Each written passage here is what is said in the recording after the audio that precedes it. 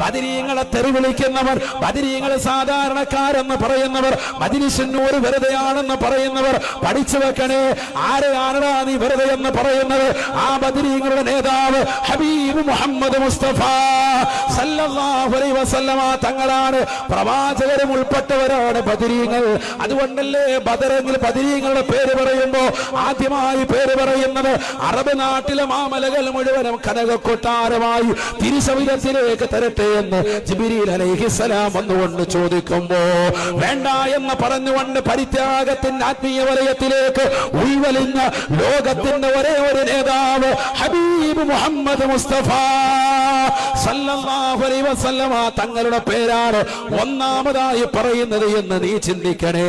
ഏതെങ്കിലും ബിദ്അത്തിന്റെ വക്താക്കൾ ഏതെങ്കിലും കവലയിൽ ഇരുന്നുകൊണ്ട് പ്രസംഗം നടത്തുമ്പോ, ഏതെങ്കിലും വാറോലയിലെ ക്ലിപ്പുകൾ നിനക്ക് ഇട്ടു തരുമ്പോ പരിശുദ്ധ പ്രവാചകനെ തെറിവിളിക്കാനും അധിക്ഷേപിക്കാനും ബദരീങ്ങൾ നിസാരക്കാരാണെന്ന് പറയാനും എനിക്ക് മജ്‌ലിസുന്നൂർ വേണ്ട എന്ന് പറഞ്ഞ് സദസ്സിൽ നിന്ന് എഴുന്നേറ്റ് പോകാനും വെമ്പൽ കൊള്ളുന്ന ഏതെങ്കിലും മുസ്ലിം അഹ്ലുസുന്നത്ത് വൽ ജമാഅത്തിന്റെ കമ്മിറ്റി ഭാരവാഹികളിൽ അതിൻ്റെതാകുന്ന പ്രവർത്തകരിൽ ഈ ഒരുമിച്ച് കൂട്ടിയതാകുന്ന മുഅ്മിനീങ്ങളിൽ ആരെങ്കിലും ഏതെങ്കിലും ഒരു സഹോദരനുണ്ട് എങ്കിൽ നാളെ ആഖിറം നിനക്ക് നഷ്ടമാണ്, നഷ്ടം.